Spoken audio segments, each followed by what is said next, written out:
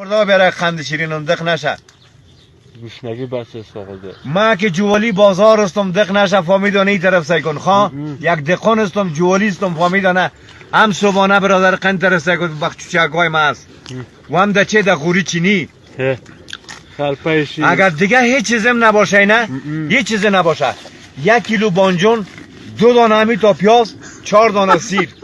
4 پلی سیر نفهمیدی اینه میقی یک گشنیش تازه دمی دیگه سرخ میکنم برک چپا و راسه فامیدانه این طرف سعی کن دو غوری چینیم پرزه میکنم دوام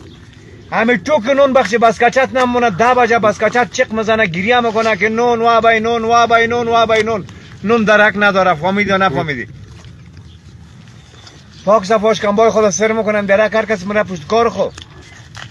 حالا سراسر دیدی بخشی میام چی میخواد آشک بوا برک آشک بوا آشک از خانه مستاده قیل خم آشک و ماده بینه دیخ نشه کی تو بخی ایرون مموندی یک دسر خوریش من نبودم تی تو پیت دیگه ای سلاته در رویش ای چکه ای بانجون تازه ای لوبیای چی رقم لوبیا در سر رویش دید بو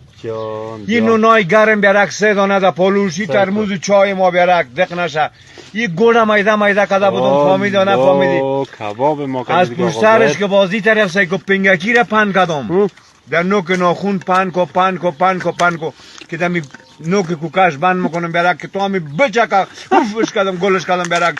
دم ده گل آقای آسیامون همی میگفتی چی رقمش از ما گفتم می بقبقود بعد از اون که یک قاب 1 کیلو گوشت گوسفند مبینه گورم کتی یک بچه ده اینجاش که پرکیش کم بیافت نمیشه تو گوشت گوسفند نمیتلوی مردکه از خانه بروش ده نونه آوا خورده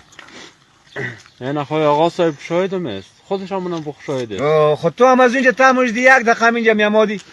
نه جوان توستی او باز اونجا چه قطم زدم جوان توستی چه چقم زدی که 150 کارتن بیاری تو نایف که نون خورده یا نخورده ای مگه چه خبر داشتم که تو برادر قند رسه کو